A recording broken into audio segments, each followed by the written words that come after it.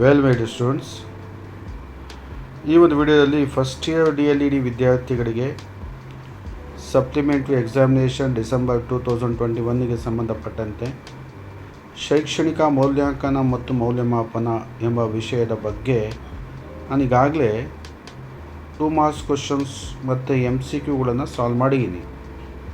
ಈ ಒಂದು ವಿಡಿಯೋದಲ್ಲಿ ನಾನು 5 ಅಂಕಗಳ ಪ್ರಶ್ನೆಗಳಿಗೆ ಏನು ಮಾಡ್ತಾಯಿದ್ದೀನಿ, ನಿಮ್ಮ ಜೊತೆ ಡಿಸ್ಕಸ್ ಮಾಡ್ತಾಯಿದ್ದೀನಿ. ನಿಮ್ಗೆ ಗೊತ್ತಿದೆ, ಇದು ಗರಿಷ್ಠ ಅಂಕ 30, ನೀವು ಪಾಸಾಗೋದಕ್ಕೆ ಕನಿಷ್ಠ 15 ಅಂಕಗಳನ್ನು ತಗೋಬೇಕಾಗತ್ತೆ. ಅದಕ್ಕೆ 5 ಅಂಕಗಳ ಪ್ರಶ್ನೆಗಳು ಬಹಳ ಇಂಪಾರ್ಟೆಂಟ್ ಆಗ್ತವೆ. ಅದನ್ನು ನಾನು ನಿಮ್ಮ ಜೊತೆ ಈ ಒಂದು ವಿಡಿಯೋದಲ್ಲಿ ಡಿಸ್ಕಸ್ ಮಾಡ್ತೀನಿ. ವಿತೌಟ್ ವೇಸ್ಟಿಂಗ್ ಟೈಮ್ ನಾವು ಕ್ವಶನ್ಸ್ಗೆ ಹೋಗೋಣ. 5 ಮಾರ್ಕ್ಸ್ ಕ್ವಶನ್ಸ್ಗೆ ನಾವು ಹೋಗೋಣ. ನೋಡಿ, ಪಾರ್ಟ್ 3ನಲ್ಲಿ ನಿಮಗೆ 5 ಅಂಕಗಳ ಪ್ರಶ್ನೆಗಳು ಸಿಗುತ್ತೆ. ಕೆಳಗಿನವುಗಳಲ್ಲಿ ಯಾವುದಾದರೂ 4 ಪ್ರಶ್ನೆಗಳಿಗೆ ಉತ್ತರಿಸಿ ಅಂತ ಇದೆ. ಅಂದರೆ 4 ಪ್ರಶ್ನೆಗಳಿಗೆ ನೀವು ಉತ್ತರವನ್ನು ಮಾಡಬೇಕಾಗತ್ತೆ. ಇಲ್ಲಿ ನೀವು ಕ್ವಶನ್ ನಂಬರ್ 10, 11, 12, 13, 14, 15 ಅಂತ ಹೇಳಿದ್ರೆ ಎಷ್ಟು ಪ್ರಶ್ನೆ ಇದೆ ಇಲ್ಲಿ? ಕ್ವಶನ್ ನಂಬರ್ 10ಇಂದ ಸ್ಟಾರ್ಟ್ ಆಗುತ್ತೆ ಇದು. ಅಂದರೆ 5 ಪ್ರಶ್ನೆಗಳಿದೆ. ನೀವು ಇದಕ್ಕೆ ಎಷ್ಟು ಅಟೆಂಡ್ ಮಾಡಬೇಕಾಗುತ್ತೆ? 4 ಪ್ರಶ್ನೆಗಳಿಗೆ ನೀವು ಅಟೆಂಡ್ ಮಾಡಬೇಕಾಗುತ್ತೆ. ನಾವೇನು ಮಾಡೋಣ, ಮೊದಲ ಒಂದು ಪ್ರಶ್ನೆಯನ್ನು ನಾವೇನು ಮಾಡೋಣ, ಅರ್ಥ ಮಾಡ್ಕೊಳ್ಳೋದಕ್ಕೆ ಪ್ರಯತ್ನ ಪಡೋಣ. ಇಲ್ಲಿ ಇಂಗ್ಲೀಷಲ್ಲೂ ಕೊಟ್ಟಿರ್ತಾನೆ ಮತ್ತು ಕನ್ನಡದಲ್ಲೂ ಇದೆ. ಇಂಗ್ಲೀಷಲ್ಲಿ list out the shift needed in evaluation at present, discuss the reasons for those shift ಅಂತ ಇದೆ.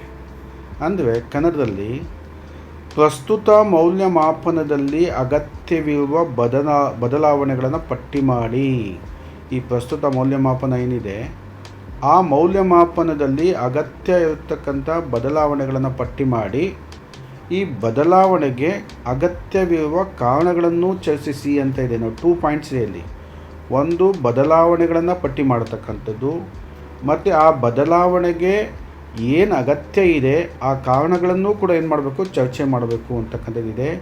ಪ್ರಸ್ತುತ ಅಂದರೆ ಈಗಿನ ಮೌಲ್ಯಮಾಪನದಲ್ಲಿ ಅಗತ್ಯವಿರುವ ಬದಲಾವಣೆಗಳನ್ನು, ಚೇಂಜಸ್ಗಳನ್ನು ಪಟ್ಟಿ ಮಾಡಿ, ಮತ್ತು ಆ ಬದಲಾವಣೆಗಳ ಅವಶ್ಯಕತೆ ಇದೆಯಾ, ಅದಕ್ಕೆ ಕಾರಣಗಳನ್ನು ಕೂಡ ಕೊಡಿ ಅಂತ ಇದೆ. ನಾನು ಇದಕ್ಕೆ ಸಂಬಂಧಪಟ್ಟಂತೆ ಇದಕ್ಕೆ ಆನ್ಸರನ್ನು ಇಲ್ಲಿ ಮಾಡ್ಕೊಂಡಿದ್ದೀನಿ. ಅದನ್ನು ನಿಮ್ಮ ಜೊತೆ ನಾನು ಚರ್ಚೆ ಮಾಡ್ತೀನಿ. ನೋಡಿ, ಇಲ್ಲೂ ಇದೆ, ಹೆಡ್ಲೈನ್ ಹಾಕ್ಕೊಂಡಿದ್ದೀನಿ. ಪ್ರಸ್ತುತ ಮೌಲ್ಯಮಾಪನದಲ್ಲಿ ಅಗತ್ಯವಾದ ಬದಲಾವಣೆಗಳು ಮತ್ತು ಅವುಗಳ ಕಾರಣಗಳು ಅಂತ ಹೇಳ್ಬಿಟ್ಟು ಹಾಕ್ಕೊಂಡಿದ್ದೀನಿ. ಇದು ನೋಡಿ, ಇದನ್ನು ನೀವು ಪೀಠಿಕೆಯಾಗಿ ತಗೋಬೋದು. ಇದನ್ನು ಪ್ರಸ್ತುತ ಶಿಕ್ಷಣ ವ್ಯವಸ್ಥೆಯಲ್ಲಿ ಮೌಲ್ಯಮಾಪನವು ಕೇವಲ ಅಂಕಗಳಿಗೆ ಸೀಮಿತವಾಗಿರದೆ ವಿದ್ಯಾರ್ಥಿಯ ಸಮಗ್ರ ಅಭಿವೃದ್ಧಿಯನ್ನು ಅಳೆಯುವ ರೀತಿಯಲ್ಲಿ ರೂಪುಗೊಳ್ಳಬೇಕು.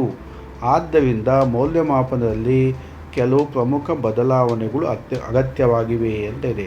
ಇದನ್ನು ನೀವು ಪೀಠಿಕೆ ಅಂತ ಹೇಳ್ಬಿಟ್ಟು ಹಾಕ್ಕೋಬೋದು. ಈ ಪ್ರಸ್ತುತ ಶಿಕ್ಷಣ ವ್ಯವಸ್ಥೆಯಲ್ಲಿ ಮೌಲ್ಯಮಾಪನ ಕೇವಲ ಅಂಕಗಳಿಗೆ ಸೀಮಿತ ಆಗಬಾರ್ದು ಅಂತ ಹೇಳ್ಬಿಟ್ಟು, ಅಂಕಗಳಿಗೆ ಸೀಮಿತ ಆಗದಂಗೆ ವಿದ್ಯಾರ್ಥಿಯ ಸಮಗ್ರ ಅಭಿವೃದ್ಧಿ, ಟೋಟಲ್ ಡೆವಲಪ್ಮೆಂಟ್ ಅಂತ ಏನು ಹೇಳ್ತೀವಿ, ಆಲ್ರೌಂಡ್ ಡೆವಲಪ್ಮೆಂಟ್, ಅದನ್ನು ಅಳೆಯುವ ರೀತಿಯಲ್ಲಿ ರೂಪುಗೊಳ್ಳಬೇಕು.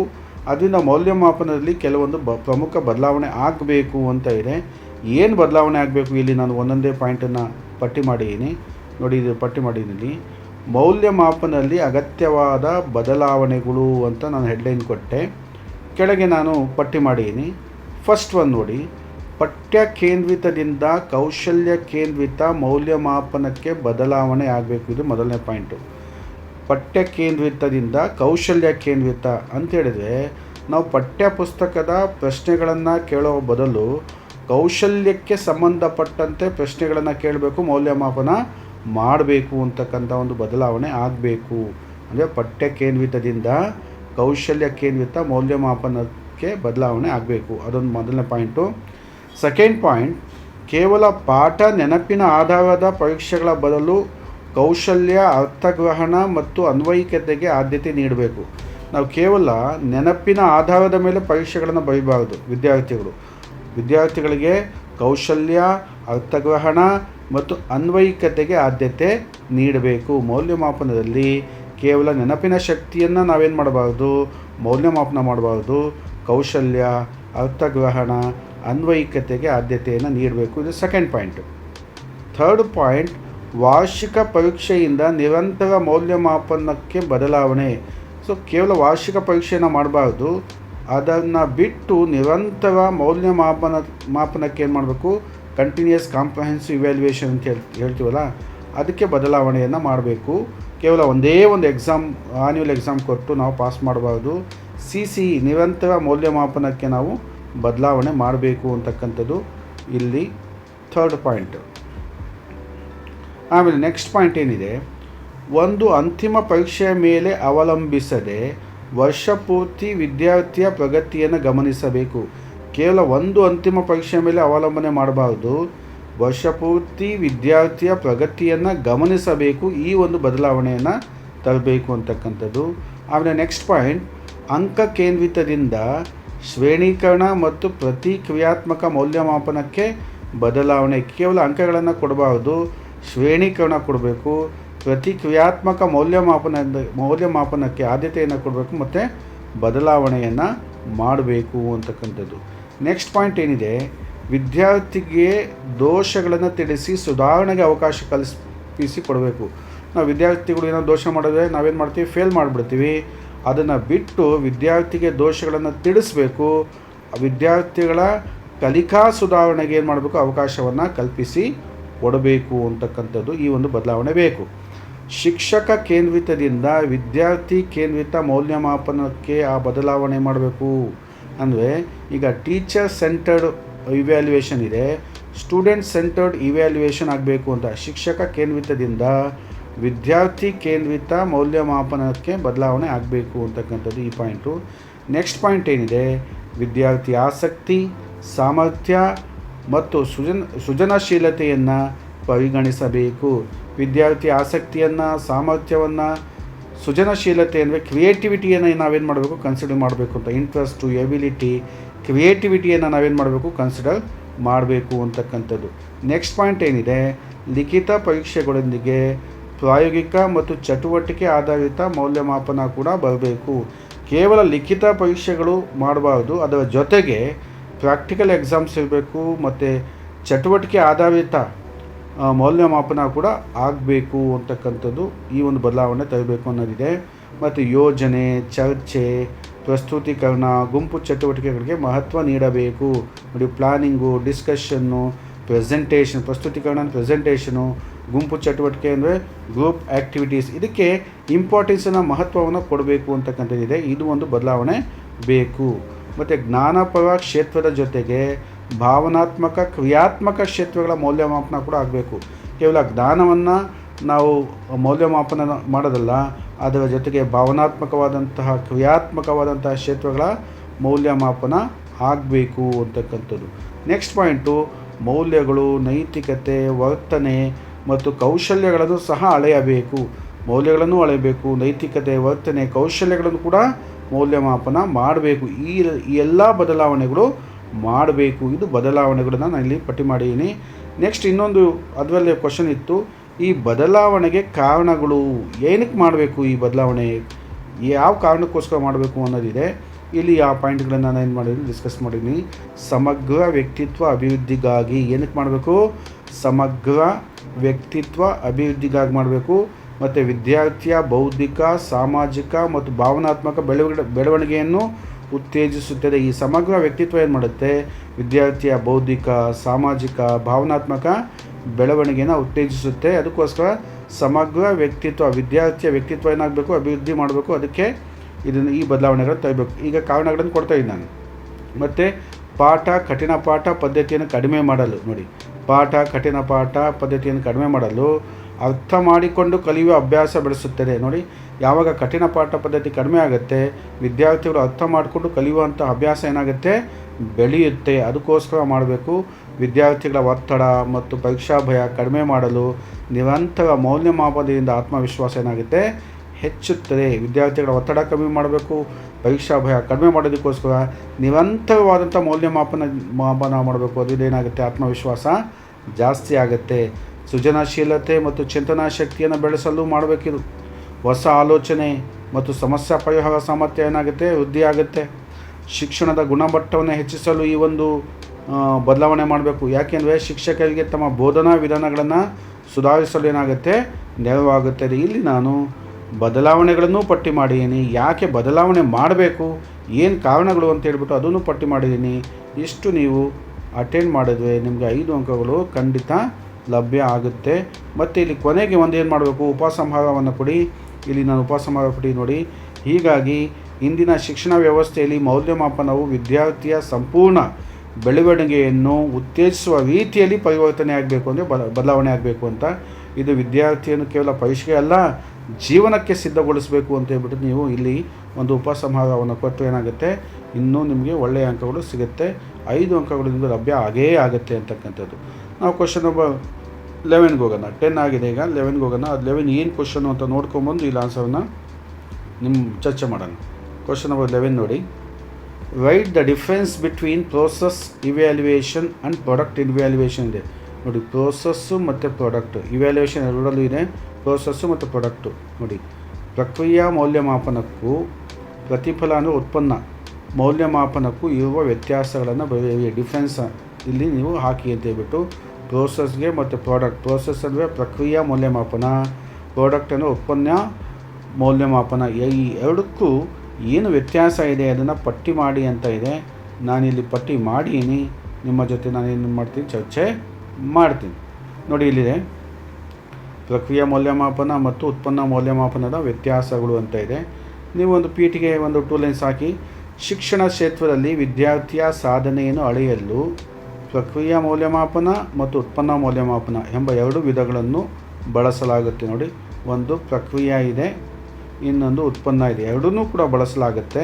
ಇಲ್ಲಿ ನಾನೇನು ಮಾಡೀನಿ, ಒಂದು ಕಡೆ ಪ್ರಕ್ರಿಯೆ ಮೌಲ್ಯಮಾಪನ ಹಾಕೀನಿ, ಇನ್ನೊಂದು ಕಡೆ ಉತ್ಪನ್ನ ಮೌಲ್ಯಮಾಪನ ಅಂತ ಹಾಕೀನಿ. ಡಿಫ್ರೆನ್ಸಸ್ಸು ಕೆಳಗೆ ನಾನು ಕೊಡ್ತಾ ಹೋಗ್ತೀನಿ ನೋಡಿ. ಇಲ್ಲಿ ಪ್ರಕ್ರಿಯೆ ಮೌಲ್ಯಮಾಪನದಲ್ಲಿ ಏನಾಗುತ್ತೆ, ಕಲಿಕೆಯ ಪ್ರಕ್ರಿಯೆಯನ್ನು ಮೌಲ್ಯಮಾಪನ ಮಾಡುತ್ತದೆ ನೋಡಿ. ಕಲಿಕೆಯ ಪ್ರಕ್ರಿಯೆ ಮೌಲ್ಯಮಾಪನ ಮಾಡುತ್ತದೆ, ಇದು ಮೊದಲನೇದು. ಇಲ್ಲೇನಾಗುತ್ತೆ, ಅಂತಿಮ ಫಲಿತಾಂಶವನ್ನು ಮೌಲ್ಯಮಾಪನ ಮಾಡುತ್ತೆ. ಉತ್ಪನ್ನ ಅಂದರೆ ಅಂತಿಮ ಫಲಿತಾಂಶವನ್ನು ಮೌಲ್ಯಮಾಪನ ಮಾಡುತ್ತದೆ. ಯಾವುದು, ಉತ್ಪನ್ನ ಮೌಲ್ಯಮಾಪನ ನೋಡಿ. ಇದು ಒಂದು ಮೊದಲನೇ ಪಾಯಿಂಟು. ಕಲಿಕೆಯ ಪ್ರಕ್ರಿಯೆಯನ್ನು ಮೌಲ್ಯಮಾಪನ ಮಾಡೋದು. ಇಲ್ಲಿ ಉತ್ಪನ್ನ ಮೌಲ್ಯಮಾಪನ ಅಂತಿಮ ಫಲಿತಾಂಶವನ್ನು ಏನು ಮಾಡುತ್ತೆ, ಮೌಲ್ಯಮಾಪನ ಮಾಡುತ್ತೆ. ಸೆಕೆಂಡ್ ಪಾಯಿಂಟು, ಕಲಿಕೆಯ ಸಮಯದಲ್ಲಿ ನಡೆಯುತ್ತದೆ. ಕಲಿಕೆಯ ಸಮಯದಲ್ಲೇ ನಡೆಯುತ್ತೆ. ಯಾವಾಗ ಕಲಿಕೆ ಆಗುತ್ತೆ ಆವಾಗಲೇ ಈ ಒಂದು ಪ್ರಕ್ರಿಯೆ ಮೌಲ್ಯಮಾಪನ ನಡೆಯುತ್ತೆ, ಸಮಯದಲ್ಲಿ ನಡೆಯುತ್ತೆ. ಇದು ಕಲಿಕೆಯ ಅಂತ್ಯದಲ್ಲಿ ನಡೆಯುತ್ತೆ. ಉತ್ಪನ್ನ ಮೌಲ್ಯಮಾಪನ ಯಾವಾಗ ನಡೆಯುತ್ತೆ, ಕಲಿಕೆಯ ಅಂತ್ಯದಲ್ಲಿ. ಇದು ಕಲಿಕಾ ಸಮಯದಲ್ಲಿ, ಇದು ಕಲಿಕೆಯ ಅಂತ್ಯದಲ್ಲಿ. ಇದು ಸೆಕೆಂಡ್ ಪಾಯಿಂಟ್ ಆಯಿತು. ಥರ್ಡ್ ಪಾಯಿಂಟು ನೋಡಿ, ನಿರಂತರ ಮತ್ತು ಅಭಿವೃದ್ಧಿ ಮೂಲಕವಾಗಿದೆ. ಇದು ಪ್ರೋಸೆಸ್ ಅಂದರೆ ಪ್ರಕ್ರಿಯೆ ಮೌಲ್ಯಮಾಪನ ನಿರಂತರ ಮತ್ತು ಅಭಿವೃದ್ಧಿ ಮೂಲಕವಾಗಿದೆ ಅಂತ ಹೇಳ್ಬಿಟ್ಟು. ಇದು ಉತ್ಪನ್ನ ಮೌಲ್ಯಮಾಪನ ಅಂತಿಮ ಮತ್ತು ನಿರ್ಣಾಯಕ. ಈ ಕಡೆದೆಲ್ಲ ಉತ್ಪನ್ನ ನೀವು ನೋಡ್ಕೋಬೇಕಾಗತ್ತೆ. ಇಲ್ಲಿ ಇದು ಪ್ರೋಸೆಸ್ಸು, ಇದು ಉತ್ಪನ್ನ ಅಂದರೆ ಪ್ರಾಡಕ್ಟು. ಇದು ಅಂತಿಮ ಮತ್ತು ನಿರ್ಣಾಯಕವಾಗಿದೆ. ನಾಲ್ಕನೇದೇನು ಡಿಫ್ರೆನ್ಸ್ ಅಂತ ಹೇಳಿದ್ರೆ, ಪ್ರಕ್ರಿಯೆ ಮೌಲ್ಯಮಾಪನದಲ್ಲಿ ವಿದ್ಯಾರ್ಥಿಯ ಪ್ರಗತಿಯನ್ನು ಗಮನಿಸುತ್ತೆ. ಇಲ್ಲಿ ವಿದ್ಯಾರ್ಥಿಯ ಸಾಧನೆಯನ್ನು ಅಳೆಯುತ್ತದೆ ಅಂತ ಹೇಳ್ಬಿಟ್ಟು. ಅಲ್ಲಿ ಪ್ರೋಸೆಸ್ಸಲ್ಲಿ ವಿದ್ಯಾರ್ಥಿಯ ಪ್ರಗತಿಯನ್ನು ಅಳೆಯುತ್ತೆ. ಅಂದರೆ ಪ್ರಾಡಕ್ಟಲ್ಲಿ ವಿದ್ಯಾರ್ಥಿಯ ಸಾಧನೆ. ಪ್ರಾಡಕ್ಟ್ ಅಂದರೆ ಉತ್ಪನ್ನ, ಪ್ರೋಸೆಸ್ನ ಪ್ರಕ್ರಿಯೆ ಅರ್ಥ ಮಾಡ್ಕೊಳ್ಳಿ. ಮೊದಲನೇದು ಪ್ರಕ್ರಿಯೆ, ಎರಡನೇದು ಉತ್ಪನ್ನ. 5ನೇ ಪಾಯಿಂಟು, ಶಿಕ್ಷಕರಿಗೆ ತಕ್ಷಣದ ಪ್ರತಿಕ್ರಿಯೆ ನೀಡುತ್ತದೆ. ಪ್ರಕ್ರಿಯೆ ಮೌಲ್ಯಮಾಪನದಲ್ಲಿ ಶಿಕ್ಷಕರಿಗೆ ತಕ್ಷಣವಾದಂಥ ಪ್ರತಿಕ್ರಿಯೆ ನೀಡುತ್ತೆ. ಆದರೆ ಇದು ಉತ್ಪನ್ನದಲ್ಲಿ ಅಂತಿಮ ಅಂಕ ಅಥವಾ ಶ್ರೇಣಿ ನೀಡುತ್ತದೆ. ಇದು ಅಂತಿಮವಾದ ಅಂಕ ಮತ್ತು ಶ್ರೇಣಿಯನ್ನು ನೀಡುತ್ತದೆ. 6th ಡಿಫ್ರೆನ್ಸ್ ಏನು, ಚಟುವಟಿಕೆ, ಚರ್ಚೆ, ಯೋಜನೆಗಳನ್ನು ಒಳಗೊಂಡಿರುತ್ತೆ. ಯಾವುದು, ಪ್ರಕ್ರಿಯೆ ಮೌಲ್ಯಮಾಪನ ಚಟುವಟಿಕೆ, ಚರ್ಚೆ, ಯೋಜನೆಯನ್ನು ಒಳಗೊಂಡಿರುತ್ತೆ. ಅದು ಉತ್ಪನ್ನ ಮೌಲ್ಯಮಾಪನ ಪರೀಕ್ಷೆ ಮತ್ತು ವಾರ್ಷಿಕ ಪರೀಕ್ಷೆಗಳನ್ನು ಒಳಗೊಂಡಿರುತ್ತೆ ಅಂತಕ್ಕಂಥದ್ದು. ಮತ್ತು 7th ಪ್ರಕ್ರಿಯೆ ಮೌಲ್ಯಮಾಪನದಲ್ಲಿ ವಿದ್ಯಾರ್ಥಿಯ ದೌರ್ಬಲ್ಯಗಳನ್ನು ಸರಿಪಡಿಸಲು ಏನಾಗುತ್ತೆ, ಸಹಾಯ ಆಗುತ್ತೆ. ವಿದ್ಯಾರ್ಥಿಗಳಲ್ಲಿ ಏನಾದರೂ ದೌರ್ಬಲ್ಯಗಳಿತ್ತು, ಏನಾದರೂ ವೀಕ್ನೆಸ್ ಇತ್ತು, ಲರ್ನಿಂಗ್ ವೀಕ್ನೆಸ್ ಇತ್ತು ಅಂತ ಹೇಳಿದ್ರೆ ಅದನ್ನು ಸರಿಪಡಿಸೋದಕ್ಕೆ ಸಾಧ್ಯ ಆಗುತ್ತೆ. ಅದು ಉತ್ಪನ್ನ ಮೌಲ್ಯಮಾಪನದಲ್ಲಿ ಉತ್ತೀರ್ಣ ಅನುತ್ತೀರ್ಣ ಮಾತ್ರ ನಾವೇನು ಮಾಡ್ತೀವಿ, ಡಿಸೈಡ್ ಮಾಡ್ತೀವಿ. ಇದು ಪ್ರಾಡಕ್ಟ್ಗೆ ಸಂಬಂಧಪಟ್ಟಿದ್ದು. ಉತ್ಪನ್ನ ಅಂದರೆ ಪಾಸ್ ಆಗಿದ್ದಾನ ಫೇಲ್ ಆಗಿದ್ದಾನ ಅಷ್ಟನ್ನು ಮಾತ್ರ ಡಿಸೈಡ್ ಮಾಡ್ತೀವಿ. ಸೊ ಪ್ರಕ್ರಿಯೆ ಮೌಲ್ಯಮಾಪನದ ಉದಾಹರಣೆಗಳು ಇಲ್ಲಿ ಎಕ್ಸಾಂಪಲ್ಸ್ ಕೊಟ್ಟಿದ್ದೀನಿ ನಾನು. ಈ 7 ಸಾಕಾಗುತ್ತೆ, ನೀವು 5 ಅಂಕಗಳು ತೊಗೋಬೇಕು ಅಂತ ಹೇಳಿದ್ರೆ ನಾನೇನು ಮಾಡಿದ್ದು ಕೆಲವೊಂದು ಎಕ್ಸಾಂಪಲ್ ನಾನು ಪ್ರಕ್ರಿಯೆ ಕೊಟ್ಟಿದ್ದೀನಿ. ತರಗತಿ ಚಟುವಟಿಕೆ ನಡೆಯುತ್ತೆ, ಮೌಲ್ಯಮಾಪನದ ಎಕ್ಸಾಂಪಲ್ಸು ಗೃಹಪಾಠ, ಯೋಜನಾ ಕಾರ್ಯ, ಗುಂಪು ಚರ್ಚೆ, ಇವೆಲ್ಲ ಯಾವುದಕ್ಕೆ ಸಂಬಂಧಪಟ್ಟಿದ್ದು ಅಂತ ಹೇಳಿದ್ರೆ ಪ್ರಕ್ರಿಯೆ ಮೌಲ್ಯಮಾಪನಕ್ಕೆ ಸಂಬಂಧಪಟ್ಟಿದ್ದು. ಉತ್ಪನ್ನ ಮೌಲ್ಯಮಾಪನಕ್ಕೆ ಎಕ್ಸಾಂಪಲ್ಸ್ ಯಾವುದು ಅಂದರೆ ಅರ್ಧವಾರ್ಷಿಕ ಪರೀಕ್ಷೆ, ವಾರ್ಷಿಕ ಪರೀಕ್ಷೆ, ಮಂಡಳಿ ಪರೀಕ್ಷೆ, ಇವೆಲ್ಲ ಯಾವುದಕ್ಕೆ ಸಂಬಂಧಪಟ್ಟಿದ್ದು, ಉತ್ಪನ್ನ ಮೌಲ್ಯಮಾಪನದ ಎಕ್ಸಾಂಪಲ್ಸ್ಗೆ ಸಂಬಂಧಪಟ್ಟಿದ್ದು. ಕೊನೆಗೆ ಸ್ವಲ್ಪ ಒಂದು 2 or 3 ಲೈನ್ಸು ನೀವು ಕನ್ಕ್ಲೂಷನ್ ಉಪಸಂಹಾರ ಕೊಟ್ಟರೆ ನಿಮಗೆ ಅಂಕಗಳು ಏನಾಗುತ್ತೆ, ಜಾಸ್ತಿ ಆಗುತ್ತೆ. ಪ್ರಕ್ರಿಯೆ ಮೌಲ್ಯಮಾಪನವು ಕಲಿಕೆಯನ್ನು ಸುಧಾರಿಸಲು ಸಹಕಾರಿಯಾಗಿದ್ದರೆ ಉತ್ಪನ್ನ ಮೌಲ್ಯಮಾಪನವು ಅಂತಿಮ ಸಾಧನೆಯನ್ನು ಅಳೆಯಲು ಉಪಯುಕ್ತ ಆಗಿದೆ. ನೋಡಿ, ಕಲಿಕೆಯನ್ನು ಸುಧಾರಿಸುತ್ತೆ ಇದು ಪ್ರಕ್ರಿಯೆ. ಉತ್ಪನ್ನ ಅಂತಿಮ ಸಾಧನೆಯನ್ನು ಅಳೆಯಲು ಏನಾಗುತ್ತೆ, ಉಪಯುಕ್ತ ಆಗಿದೆ.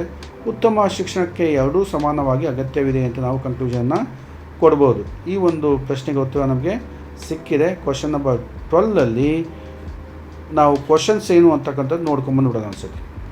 Explain the principles to be followed while using the observation technique ಅಂತ ಇದೆ. ಕನ್ನಡ ವೀಕ್ಷಣಾ ತಂತ್ರ ಬಳಸುವಾಗ ಅನುಸರಿಸಬೇಕಾದ ತತ್ವಗಳನ್ನು ವಿವರಿಸಿ ಅಂತ ಇದೆ. ವೀಕ್ಷಣಾ ತಂತ್ರ ಬಳಸಬೇಕಾದ್ರೆ ಅನುಸರಿಸಬೇಕಾದಂತಹ ತತ್ವಗಳನ್ನು ಪಟ್ಟಿ ಮಾಡಿ ಅಂತ ಇದೆ. ಅದನ್ನು ನಾವೇನು ಮಾಡೋಣ, ಇಲ್ಲಿ ಡಿಸ್ಕಸ್ ಮಾಡೋಣ.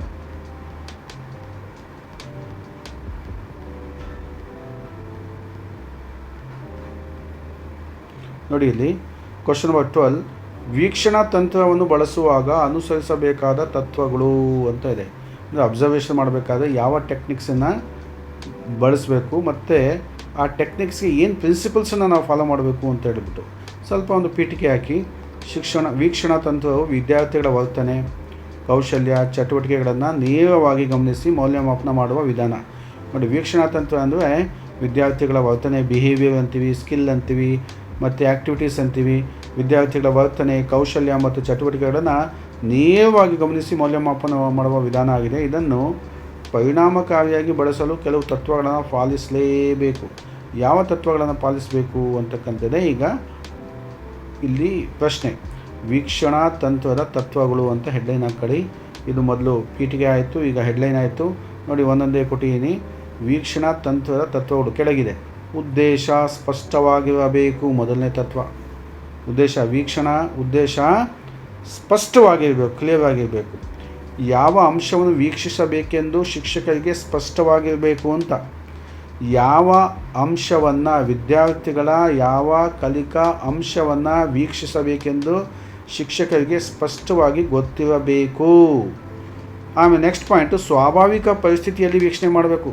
ಅಂದರೆ ಸ್ವಾಭಾವಿಕ, ನಾವು ನಿಮಗೆ ವೀಕ್ಷಣೆ ಮಾಡ್ತಾ ಇದ್ದೀವಿ ಅಂತ ಹೇಳಿ ಮಾಡಬಾರ್ದು. ವಿದ್ಯಾರ್ಥಿಗಳಿಗೆ ಹೇಳಿದಂಗೆ ಸ್ವಾಭಾವಿಕ ಪರಿಸ್ಥಿತಿಯಲ್ಲಿ ಏನು ಮಾಡಬೇಕು, ವೀಕ್ಷಣೆ ಮಾಡಬೇಕು. ಮತ್ತು ವಿದ್ಯಾರ್ಥಿಯ ನೈಜ ವರ್ತನೆಯನ್ನು ಗಮನಿಸಬೇಕು. ವಿದ್ಯಾರ್ಥಿಗಳು ಹೇಗೆ ಬಿಹೇವ್ ಮಾಡ್ತವೆ, ವಾಸ್ತವಿಕ ನೈಜವಾಗಿರ್ತಕ್ಕಂಥ ವರ್ತನೆಯನ್ನು ಏನು ಮಾಡಬೇಕು, ನಾವು ಗಮನಿಸಬೇಕಾಗತ್ತೆ. ಮತ್ತು ಪಕ್ಷಪಾತ ರಹಿತವಾಗಿರಬೇಕು. ಇಲ್ಲಿ ಪ್ರೆಜುಡಿಸ್ ಇರಬಾರ್ದು, ಪಾರ್ಷಿಯಲಿಟಿ ತೋರಿಸಬಾರ್ದು. ವೀಕ್ಷಣೆ ಮಾಡಬೇಕಾದ್ರೆ ಪಕ್ಷಪಾತ ಮಾಡಬಾರ್ದು, ಪಕ್ಷಪಾತ ರಹಿತವಾಗಿರಬೇಕು.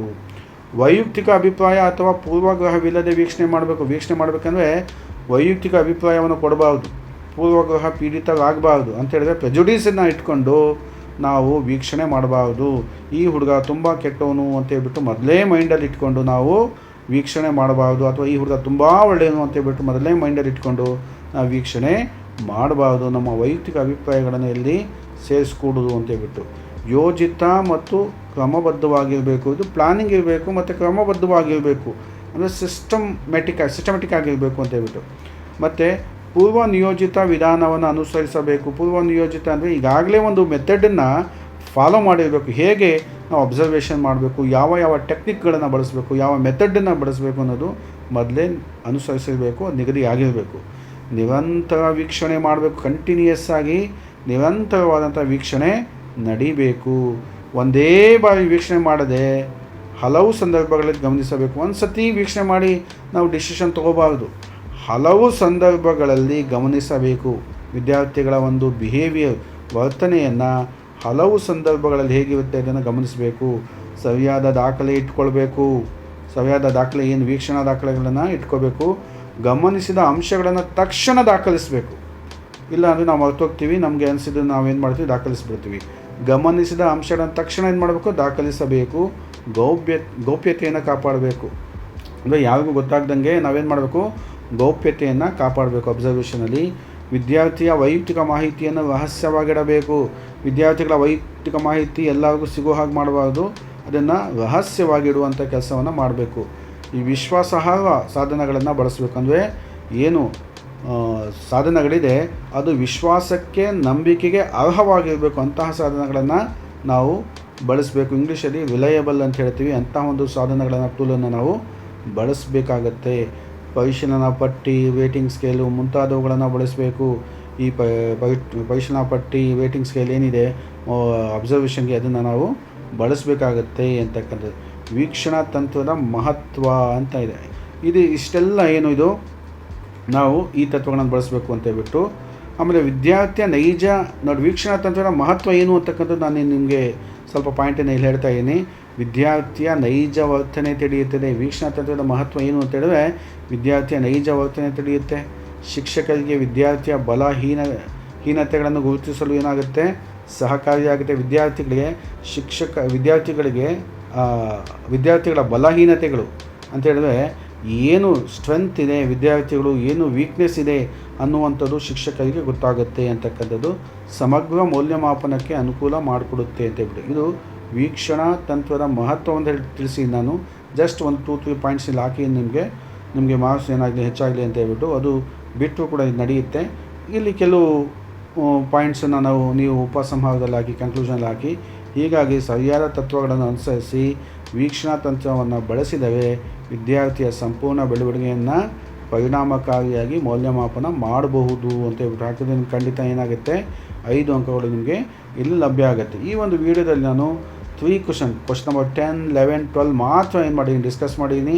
ಯಾಕೆ ಅಂತ ಹೇಳಿದ್ರೆ ಬೇರೆ ಕ್ವಶನ್ಗಳಿಗೆ ಹೋದರೆ ವಿಡಿಯೋ ಏನಾಗುತ್ತೆ, ತುಂಬ ಲೆಂತಿ ಆಗುತ್ತೆ, ಸಮಯ ತುಂಬ ತಗೊಳುತ್ತೆ ಅಂತ ಹೇಳ್ಬಿಟ್ಟು ನಾನೇನು ಮಾಡಿದ್ದೀನಿ, ಓನ್ಲಿ 3 ಕ್ವಶನ್ಸ್ ಮಾತ್ರ ಈ ಒಂದು ವಿಡಿಯೋದಲ್ಲಿ ನಿಮ್ಮ ಜೊತೆ ಚರ್ಚೆ ಮಾಡಿದ್ದೀನಿ. ನೋಡಿ, ಈ ಒಂದು ಕ್ವಶನ್ಸನ್ನು ಯಾವುದು, ಕ್ವಶನ್ ನಂಬರ್ 13, 14 ಮತ್ತು 15 ಏನಿದೆ ಅದನ್ನು ನಿಮ್ಮ ಜೊತೆ ನಾನು ನೆಕ್ಸ್ಟ್ ವೀಡಿಯೋದಲ್ಲಿ ಏನು ಮಾಡ್ತೀನಿ, ಡಿಸ್ಕಸ್ ಮಾಡ್ತೀನಿ. ಎಸ್ಪೆಷಲಿ ಇದು ನೋಡಿ, ದ್ವಿಸ್ತಂಭ ಲೇಖ ಅಂತಕ್ಕಂಥದ್ದು ಹೇಗಾಗಬೇಕು ಅಂತಕ್ಕಂಥದ್ದು ಮತ್ತು ಡಬಲ್ ಬಾರ್ಗ್ರಾಫನ್ನು ಹೇಗಾಗಬೇಕು, ಇದನ್ನು ನೆಕ್ಸ್ಟ್ ವೀಡಿಯೋದಲ್ಲಿ ನಾನೇನು ಮಾಡ್ತೀನಿ, ನಿಮ್ಮ ಜೊತೆ ಡಿಸ್ಕಸ್ ಮಾಡ್ತೀನಿ. ಇದು ಕೂಡ ಬಹಳ ಇಂಪಾರ್ಟೆಂಟ್ ಆಗಿರ್ತಕ್ಕಂಥದ್ದು, ಭಾಳ ಸುಲಭ. ಇದು ಹೇಗೆ ಆಗಬೇಕು ಅಂತಕ್ಕಂಥ ಭಾಳಷ್ಟು ವಿದ್ಯಾರ್ಥಿಗಳಿಗೆ ಗೊತ್ತಾಗಲ್ಲ. ಇದನ್ನು ನಾನು ನೆಕ್ಸ್ಟ್ ವೀಡಿಯೋದಲ್ಲಿ ನಿಮ್ಮ ಜೊತೆ ಚರ್ಚೆ ಮಾಡ್ತೀನಿ. ಈ ವಿಡಿಯೋದಲ್ಲಿ ಓನ್ಲಿ 3 ಕ್ವಶನ್ಸ್ ಮಾತ್ರ ಡಿಸ್ಕಸ್ ಮಾಡಿದ್ದೀನಿ. ಯಾಕೆಂದರೆ ಸಮಯ ತುಂಬ ತೊಗೊಳುತ್ತೆ ಅಂತ ಹೇಳ್ಬಿಟ್ಟು ಇಲ್ಲೇ ನಾನು ಏನು ಮಾಡ್ತಾಯಿದ್ದೀನಿ, ನನ್ನ ವೀಡಿಯೋನ ಸ್ಟಾಪ್ ಮಾಡ್ತಾಯಿದ್ದೀನಿ. ಇಷ್ಟ ಆದರೆ ಲೈಕ್ ಮಾಡಿ ಮತ್ತು ಸಬ್ಸ್ಕ್ರೈಬ್ ಮಾಡಿಕೊಡಿ ಅಂತ ಹೇಳ್ತಾ ನಾನು ಈ ವಿಡಿಯೋನ ಮುಗಿಸ್ತಾಯಿದ್ದೀನಿ. ಧನ್ಯವಾದಗಳು.